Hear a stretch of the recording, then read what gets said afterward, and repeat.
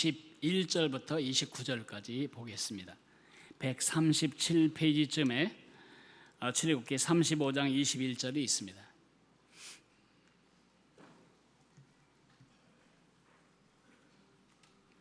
이제 찾으셨으면 우리 한 절씩 나누어 읽겠습니다. 이스라엘 자손의 온 회중이 모세 앞에서 물러갔더니 마음이 감동된 모든 자와 자원하는 자가 와서 회막을 위하여 짓기 위하여 그 속에서 쓸 모든 것을 위하여 거룩한 옷을 위하여 예물을 가져다가 여호와께 드렸으니 곧 마음에 원하는 남녀가 와서 팔찌와 귀고리와 가락지와 목걸이와 여러 가지 금품을 가져다가 사람마다 여호와께 금예물을 드렸습니다. 무릇 청색, 자색, 홍색 실과 가는 배실과 염소털과 붉은 물들인 순양의 가죽과 해달의 가죽이 있는 자도 가져왔으며 은과 노스로 예물을 삼는 모든 자가 가져다가 여호와께 드렸으며 섬기는 일에 소용되는 조각목이 있는 모든 자는 가져왔으며 마음이 슬기로운 모든 여인은 손수 실을 빼고 그 뺀 청색, 자색, 홍색 실과 가는 배실을 가져왔으며 마음의 감동을 받아 슬기로운 모든 여인은 염소털로 실을 뽑았으며 모든 족장은 호마노와 및 에봇과 흉패에 물릴 보석을 가져왔으며 등불과 관유와 분향할 향에 소용되는 기름과 향품을 가져왔습니다. 같이 읽습니다. 마음에 자원하는 남녀는 누구나 여호와께서 모세의 손을 빌어 명령하신 모든 것을 만들기 위하여 물품을 드렸으니 이것이 이스라엘 자손이 여호와께 자원하여 드린 예물이니라. 아멘. 지난주에 설 명절을 보냈습니다. 설 명절에 아이들이 가장 받고 싶어 하는 그것은 무엇일까요? 만두? 떡국? 아닙니다. 세뱃돈입니다. 우리의 세배하는 아이들에게 돈을 준 것은 그리 오래된 전통이 아니라고 합니다. 일본 사람들이 우리를 통치하면서부터 돈을 주기 시작했지, 그전에는 떡이나 과일 같은 것으로 세배하는 아이들을 격려했다고 들었습니다. 제가 어렸을 때에도 온 동네에 다니며 어른들에게 세배를 했는데 보통은 떡을 주거나 사과라도 하나 주거나 그랬지 돈을 주는 일은 거의 없었습니다. 혹시라도 껌이라도 한 통 받았을 때니 그거는 보통 일이 아니고 10원짜리 지폐 한 장이라도 얻었다 하면 그거는 1년 동안 감동을 줄 선물이었습니다. 일본은 중국의 영향을 받았다고 해요. 중국에는 홍바오라고 하는 이 손바닥 반쪽만한 빨간 봉투에 돈을 넣어주는 그 세배 풍습이 있었다고 합니다. 지금도 홍바오는 중국 사람들이 사용하는 것이죠. 두 가지 의미가 있는데, 첫째로는 귀신이나 요괴에게 걸릴 경우에 귀신이나 요괴가 어린아이를 해치지 못하도록 뇌물을 드리는 압세전입니다. 재앙을 막는 돈이라는 뜻이죠. 두 번째, 중국 사람들이 늘 좋아하는 빨간색대로 커서 돈 많이 벌라는 축복이기도 합니다. 중국 사람들이 요즘은 시세가 세상이 달라져 가지고요, 저렇게 홍바오 안에 돈 넣어주는 건 너무 적으니까 주식으로 준다고 하고요, 모바일 결제로 작년 설만 해도 100억 위안이 결제되었다고 들었습니다. 오늘은 설 명절 다음 주일입니다. 오늘은 야분의 호를 위해 우리가 헌금을 작정하는 날입니다. 이 주일에 하나님이 제일 우리에게 갖고 싶은, 우리로부터 받고 싶은 것이 무엇일까요? 돈이라고 생각한다면 그건 맞지 않습니다. 헌금하는 날이라고 해서 하나님이 세뱃돈 받으시는 마음으로, 하나님께 얼마를 드릴까 작정하는 마음으로 헌금에 참여할 필요는 없습니다. 하나님이 가장 받고 싶은 것은 우리의 돈이 아니고 우리 자신, 나입니다. 무슨 형태로든 하나님께 헌금을 드릴 때 그 헌금은 세금이나 분담금이나 회비가 아닙니다. 그것을 우리는 헌금이라고 말하지 않습니다. 헌금은 나를 드리는 표시입니다. 왜 하나님은 우리 자신을 원하실까요? 하나님이 자신을 우리에게 주셨기 때문입니다. 예수님이 십자가에서 죽지 않고도 우리를 구원할 많은 방법이 있으셨다면 우리가 이렇게 우리를 드릴 필요가 없습니다. 예수님이 자신의 몸을 우리를 위해 내어 주시면서 우리에게 바라시는 것은 우리에게 주신 어떤 것이 아니고 우리가 주 앞에 드리는 어떤 것이 아니고 우리 자신입니다. 나의 시간, 나의 돈, 나의 재능, 나의 섬김, 그 어떤 것도 아니고 바로 우리 자신을 원하시는 것입니다. 로마서 11장 맨 끝절에 보면 이렇게 나와 있습니다. 만물이 주에게서 나오고 주로 말미암고 주에게로 돌아감이라. 우리가 뭘 드린들 하나님이 깜짝 놀라겠습니까? 만물이 다 그분 것인데요. 우리가 얼마나 많이 드린다고 하나님이 기절하실까요? 충격을 받으실까요? 감동스러워하실까요? 그럴 일은 별로 없습니다. 모든 게 다 하나님의 것이니까요. 여러분들이 입을 벌리고 그 어린아이에게 한 입만 달라고 할 때 여러분이 거지가 되어서 그렇게 합니까? 아닙니다. 아이가 나를 어떻게 생각하는가를 확인하고 싶은 거죠. 하나님은 만물이 주에게서 나오고 주로 말미암고 주에게로 돌아감이라고 말씀하십니다. 그게 로마서 11장 끝절이라면 그 다음 절인 12장 1절은 이렇게 말합니다. 그러므로 내가 하나님의 모든 자비하심으로 너희를 권하노니 너희 몸을 하나님이 기뻐하시는 거룩한 산 제사로 드리라. 이는 너희가 드릴 영적 제사니라 라고 말씀하고 있습니다. 그러므로 헌금을 말할 때 가장 중요한 질문은 얼마를 드리느냐, 뭐를 드리느냐, 심지어는 어떻게 드리느냐가 아니고 그것은 왜 드리느냐입니다. 왜 나를 드려야 하지요? 이스라엘 백성들은 성막 건립을 위해서 각 사람이 드렸습니다. 그리고 자기 소유 중에서 드렸습니다. 그리고 후하게 드렸습니다. 그리고 자원해서 드렸습니다. 그리고 하나님께 그것을 드렸습니다. 이들이 헌금한 그 헌금 속에는 하나님께 헌금하는 모든 하나님 백성의 헌금 원리가 들어있습니다. 저는 오늘 그것을 세 가지로 뽑아서 여러분에게 말씀드리려고 합니다. 첫째는 사랑의 동기입니다. 왜 헌금하냐고요? 사랑하니까 한다는 것입니다. 이스라엘 백성들은 이집트 노예에서 이들을 건져주신 하나님의 은혜에 대한 감사와 사랑 때문에 즐거이 기꺼이 그들이 가진 것을 하나님께 드릴 수가 있었습니다. 그때나 지금이나 하나님이 받고 싶으신 헌금, 그리고 이 헌금을 통해 내가 기쁨이 넘치고 그리고 내가 성숙하고 내 안에 먼저 축복이 되는 이런 헌금의 제1 요건은 뭐냐? 하나님을 사랑하는 마음입니다. 하나님을 사랑하는 마음으로 드리는 것, 그것이 축복의 헌금입니다. 역사상 가장 많은 헌금을 드린 사람이 누굴까 생각을 해보았습니다. 그 사람은 바로 다윗입니다. 다윗이 얼마나 헌금했는가?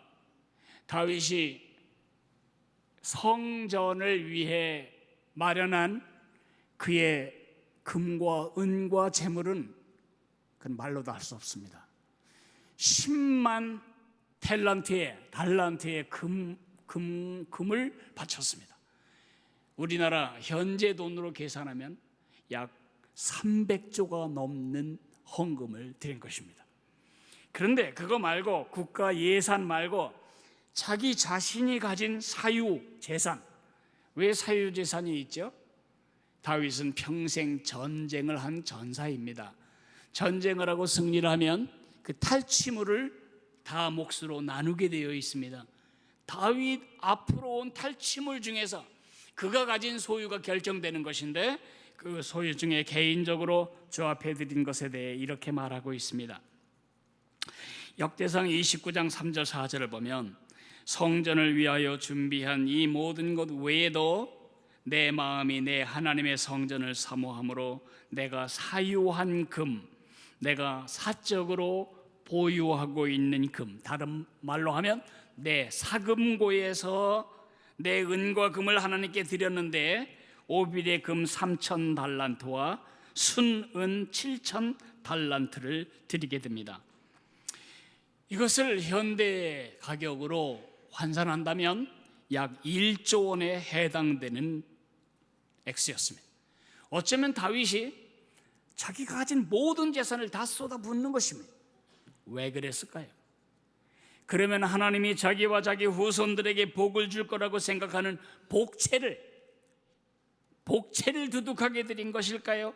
곡물을 바친 걸까요? 하나님의 마음을 회유하기 위한 뇌물을 바친 걸까요? 투자한 걸까요? 아닙니다. 다윗이 하나님을 사랑한 겁니다. 일개 촌 목동을 이스라엘의 왕으로 세우시기 위하여 부르시고 연단하시고 그리고 이기게 하신 그 모든 은혜가 감사해서 그는 그런 막대한 헌금을 하나님께 드릴 수 있었던 것입니다. 시편 116편 12절에 말합니다. 내게 주신 모든 은혜를 내가 어떻게 하나님께 무엇으로 보답할까? 그렇습니다. 여러분, 마음에도 없는 선물을 받아본 적이 있습니까? 여러분 마음에 없는 선물이 아니고 주는 사람의 마음이 실리지 않은 허접한 선물을 받아본 적이 있습니까? 그것이 얼마짜리든 관계없이 그 사람의 사랑이 그 선물 안에 담기지 않았다면 해서는 허접한 것입니다. 제가 결혼한다는 이야기를 어떻게 들으셨는지 교수님 한 분이 내 친구를 통해서 선물을 하나 보내주셨습니다. 그 당시에는 이렇게 선물로 주로 하는 경우가 많았는데 집에 와서 그 선물을 끌어보고 제 마음에 깊이 생각이 되었습니다. 지금까지도 잊지 않는 선물이 되었습니다. 그 선물 앞에 결혼을 축하한다고 쓰고 그 교수님 이름을 쓰고 사인을 했습니다. 거기까지는 괜찮은데 자세히 보니까 그 페이지 사이에 한 페이지가 찢겨져 나간 것입니다. 페이지 하나를 칼을 대고 잘랐는지 이렇게 잘랐는데 이게 삐뚤삐뚤 잘라졌는데 보니까 그 책 표지 앞에 있는 그 흰 페이지 하나를 잘라내고 그걸 보내온 겁니다.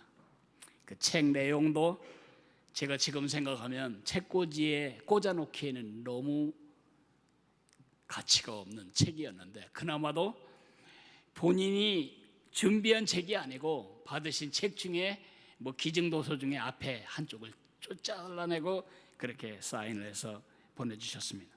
저는 지금까지도 그 선물을 잊지 못합니다. 그런 선물 받고 감동하시겠어요? 하나님께 헌금한다는 것은 기부금 내는 게 아닙니다. 그러므로 헌금은 내가 다 쓰고 찌꺼기를 드리는 것이 아니고 내 삶의 모든 걸 다 확보해 놓고 나머지를 드리는 것이 아니고 아무 부담 없이 드리는 것이 아닙니다. 헌금은 나의 가장 좋은 것을 드리는 것입니다. 겐지스 강가에 한 선교사가 눈물을 흘리며 사람들을 지켜보고 있습니다. 한 여인이 허리를 쩔뚝거리며 가는 장애를 입은 아이와 건강한 아이 둘을 데리고 겐지스 강으로 가는 것을 보았습니다. 근데 돌아올 때에 그 엄마가 데리고 온 한 아들은 다리를 절고 있는 장애인 아들이었습니다. 그래서 물었습니다. 당신은 어째 건강한 아들을 신에게 바쳤습니까? 신에게 절뚝이는 아이를 드릴 수는 없지요. 이방 사람들도 신에게는 좋은 걸 바칠 줄 압니다. 그것이 우리에게는 어떻게 적용되어야 하겠습니까?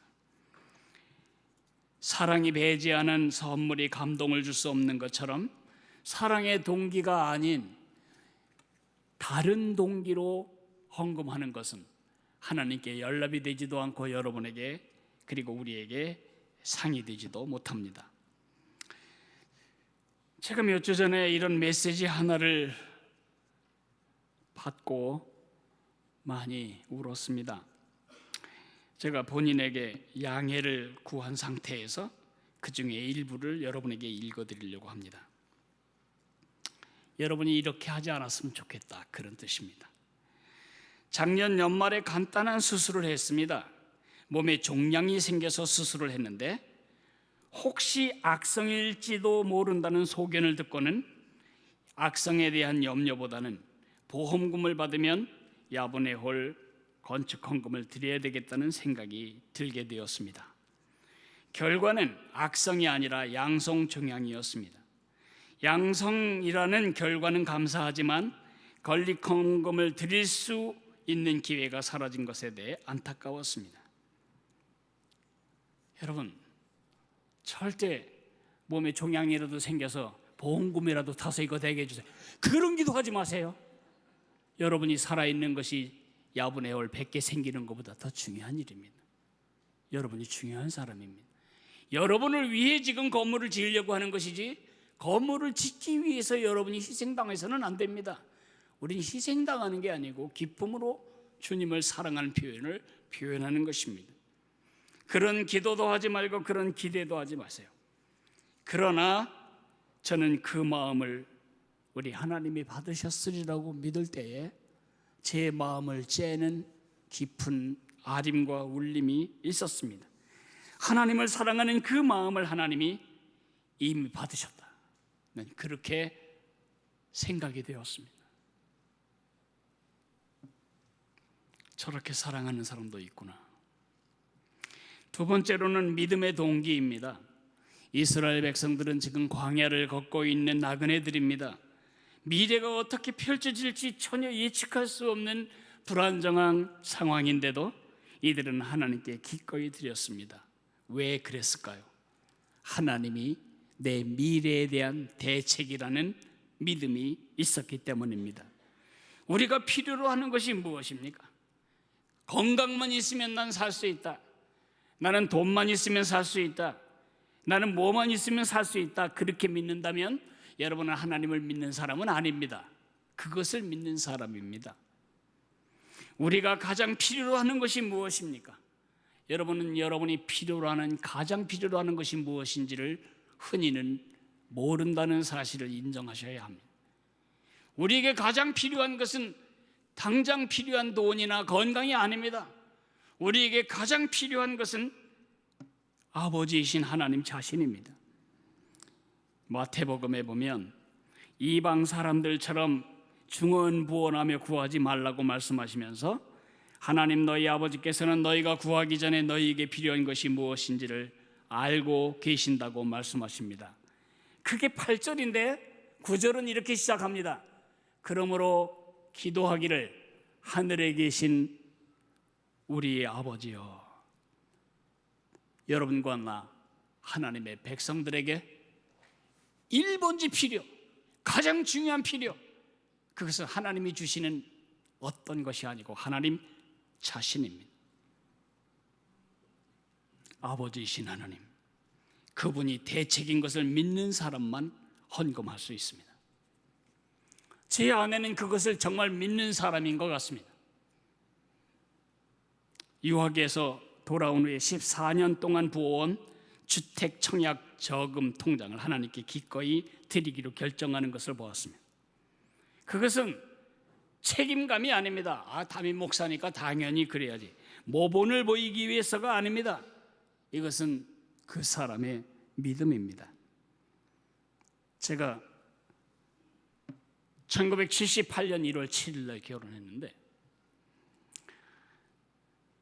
돈은 10만 원밖에 없습니다. 들어가 살 집이 없습니다. 그래서 10만 원으로 100만 원짜리 반 지하실을 얻어서 한 칸짜리 방에서 살림을 시작하려고 결정을 하였습니다. 그러나 그 위태로운 상황 속에 하나님께서 저희 가정에 결혼식에 온 축의금이 있어서 그것으로 나머지를 내고 신혼생활을 시작했습니다. 그렇게 몇 년이 지나서 저는 교회의 풀타임 사역자가 되었습니다. 그 당시 제가 섬기던 교회에서 13평인가 되는 아파트 하나를 얻어주셨습니다. 전세금이 재산으로 남아있는 것입니다. 근데 교회가 건축을 시작하게 되었습니다. 저와 제 아내는 정말 우리를 이렇게까지 인도하시는 하나님의 은혜에 감사하면서 그 전세금 100만 원을 교회 건축 헌금에 다 쏟아부었습니다. 그래서 우리는 늘 힘들었을까요? 반대입니다. 그날 이후로 전 한 번도 그보다 나쁜 집에 살아본 적이 없고 그보다 좁은 집에 살아본 적이 없습니다. 지금도 잠실 지역에서 같은 아파트에 10년을 살도록 하나님께서 인도하고 계십니다. 우리는 그것을 믿는 믿음을 드림으로 훈련해왔고 또 지금도 그렇게 믿기 때문에 그렇게 헌금하는 것에 대해서 불안하지 않습니다. 이 다음에 은퇴하면 집 없으면 어떡하려고 그래? 지금까지 집 없어도 집 있게 살았어요.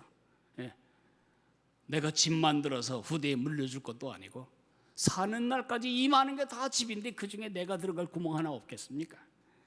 믿음이 있어야 헌금할 수 있습니다. 믿음 없는 헌금은 투자입니다. 늘 불안합니다. 헌금하면서도 마음에 쓴 마음이 있고 마음에 원망이 있습니다. 제가 여러분에게 부탁합니다. 만약 야분의 홀 헌금하는 게 마음에 쓰고 억울하고 화가 나고 그리고 지금 뭔가 탈취당하고 있고 내가 박탈당한다고 느끼면 오늘 헌금에 참여하지 않으시기를 부탁드립니다. 하나님의 일은 그렇게 하는 것이 아닙니다. 믿음으로 하는 것입니다. 세 번째, 소망의 동기입니다. 하나님이 약속하신 것과 젖과 꿀이 흐르는 땅에 대한 소망 때문에 이 백성들은 하나님께 드릴 수 있었습니다. 제가 2주 전에 대구 서현교회가 지어질 때에 동양 최대의 교회요 한국 최초의 석조 예배당이 지어질 때에 정규만 장로님을 통로로 사용했다는 사실을 말씀드린 적이 있습니다. 저는 매일 여러분의 산업의 가정에 정규만 이펙트가 정규만 효과가 이루어지기를 기도하고 있는 사람입니다.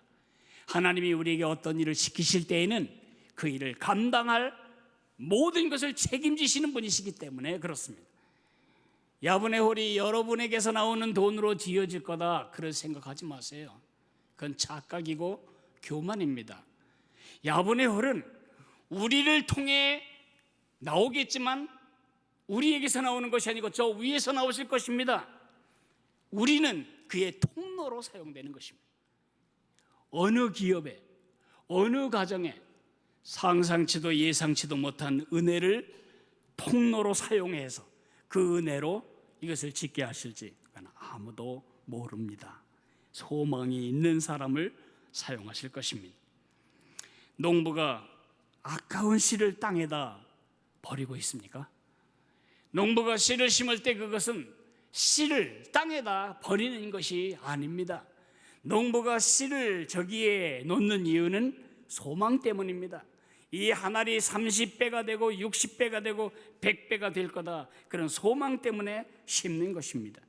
고린도 후서에 보면 이것이 곧 적게 심는 자는 적게 거두고 많이 심는 자는 많이 거둔다 하는 말이라고 기록하고 있습니다. 내가 한 줌 얻기를 원한다면 내가 한 줌만큼만 받기를 원한다면 씨앗을 한두 개 심으면 됩니다. 한 돛박을 얻기를 원하면 그래도 한 움큼은 심어야 할 것입니다. 한 가마니를 얻기를 원하면 한 돛박은 심어야 합니다. 우리는 내게서 나가는 것에 너무 많은 관심을 가지고 있지 내게 채워질 것에 대한 소망이 없는 채 헌금을 하기 때문에 헌금이 늘 부담스러운 것입니다. 나는 여러분과 큰 지금 모험 여행을 하고 있는 중인데 제 기도는 우리 성도들이 한평생 갇혀 살던 감옥에서 나오게 도와주십시오. 출애굽이 필요합니다. 그 감옥이 어떻게 생겼냐 하면 주판알처럼 생겼습니다. 우리는 한평생 내 계산에 맞지 않으면 한 발짝도 나가지 못하는 하나님을 믿어도 그 안에 있는 그런 믿음 가운데 살아갈 수 있습니다. 여러분 그렇게 살지 마십시오. 제가 예수님을 우리 가문에서 처음 믿고 지금까지 살아오면서 그 계산기에 들어가지 않는 하나님을 발견하지 못했다면 저는 이 자리에 있지도 않습니다. 계산기에서 출애굽하고 주판 아래서 출애굽하는 이런 놀라운 은혜를 여러분이 경험하게 되기를 나는 기도하고 있습니다. 1986년 이야기를 하나 하겠습니다. 연인수라고 하는 형제 하나가 죽었습니다. 결혼을 앞두고 여자친구를 한강 건너 강북에 있는 집에 데려다주고 돌아오는 길에 반포대교에서 심각한 사고를 당했습니다. 그래서 죽었습니다. 그 엄마가 이 아들이 죽으면 너무 애통해서 슬퍼하다가 이 아들을 기념하여 무언가를 해야 되겠다. 그래서 그 아들에게 돌아갈 유산 1억을 수표로 만들어서 제 멘토이신 홍정길 목사님, 담임 목사님께 갖다 드렸습니다. 홍 목사님은 보통 목사님과 다른 분입니다. 그 1억이라고 하는 건 지금 10억보다 더 큰 돈인데 그 돈이 쓸 때가 얼마나 교회 안에 많을 텐데 그 돈을 3일을 가지고 기도하다가 그 당시에 미국에서 박사학위 마치고 돌아오셔서 평생을 선교사 훈련에 헌신하신 이태웅 박사님, 우리 교회 자주 오시는 제 멘토님이신데 이태웅 박사님이 아파트 하나를 남의 집 아파트 거실에서 선교사 훈련하고 있는 것을 너무 안타깝게 생각하시고 그 돈을 그분에게 그 수표를 그냥 던져준 겁니다. 그분이 그것으로 목동에 가서 건물을 샀고 그 산꼭대기에 있는 그 건물 안에서 지금까지 2,000명이 넘는 선교사가 배출되어 세계 도처에서 연인수 형제의 죽음이 헛되지 않을 생명의 열매를 맺고 있습니다. 그 1억은 아파트 산 1억과는 다른 1억입니다. 액면가가 달라지게 됩니다.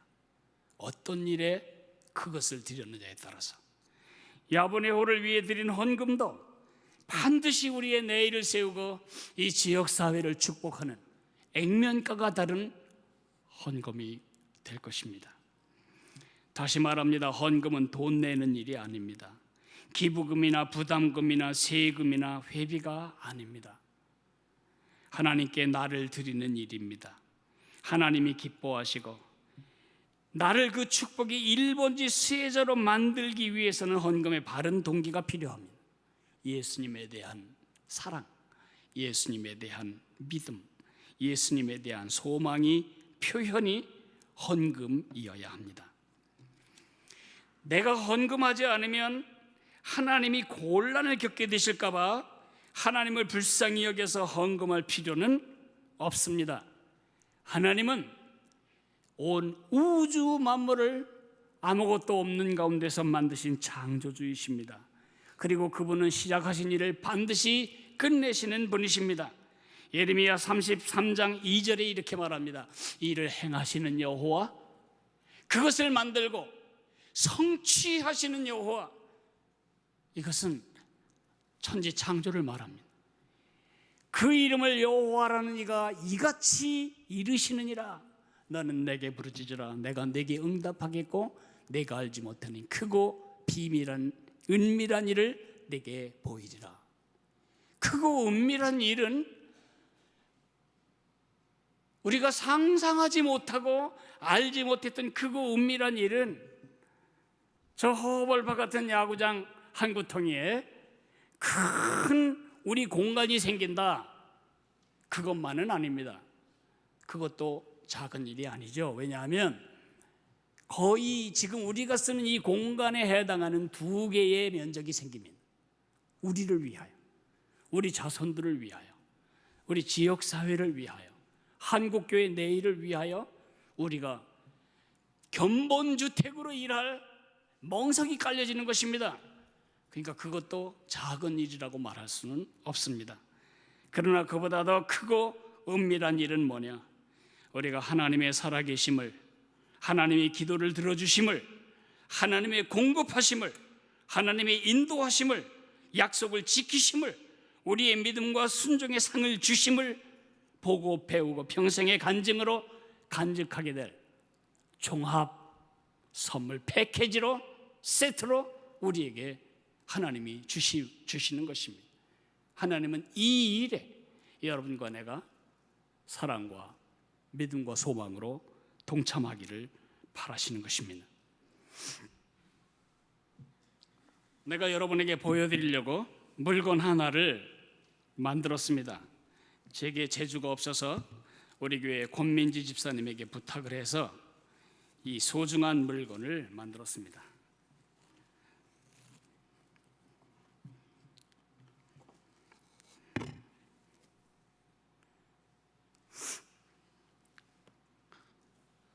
이 물건은 언제 쓸 거냐? 우리 준공식 때 쓸 겁니다. 헌금도 안 했는데 준공식 한단 말이? 제가 단단히 미치긴 한 것 같습니다. 여기에 그 건물에 들어가는 모든 열쇠를 다 집어넣어 가지고 그날 하나님께 제가 이렇게 올려드릴 것입니다. 주님, 우리의 생명 같은 피 같은 이 헌금을, 이 물건을 주님께 드립니다. 우리 자신과 우리 후손과 우리 이웃과 우리 지역사회에 축복이 되도록 사용해 주십시오. 그렇게 드릴 겁니다. 그리고 이 지역사회에 드릴 겁니다. 이 지역사회, 광진구, 강동구, 송파구, 성남에 이르는 유치원에서 고등학교까지 우리의 다음 세대들이 우리 교회 초선 밑에 있는 수상안전교육관에서 평생 익사하지 않을 훈련을 하게 될 것입니다. 그리고 이 열쇠를 맡을 관리인인 학교 교장님에게 제가 이 열쇠함을 맡길 겁니다. 이 공간이 더 많은 사람들에게 더 많은 방식으로 축복이 되도록 관리해달라고. 우리는 없습니다. 그거 지어놓고 나중에 집값 오르면 팔아서 가자, 나눠 쓰고 그런 거 없습니다. 우리는 드릴 거고 바칠 것입니다. 나는 그렇게 믿는데 여러분도 믿음이 오십니까? 하나님이 살아계시다면 여러분이 그것을 반드시 보시게 될 겁니다. 그 영광스러운 하나님의 일에 기꺼이 동참하는 여러분이 되시기를 주님의 이름으로 축복합니다. 우리 찬송을 한 곡 좀 부르고 한숨 고른 다음에 약정을 하도록 하겠습니다.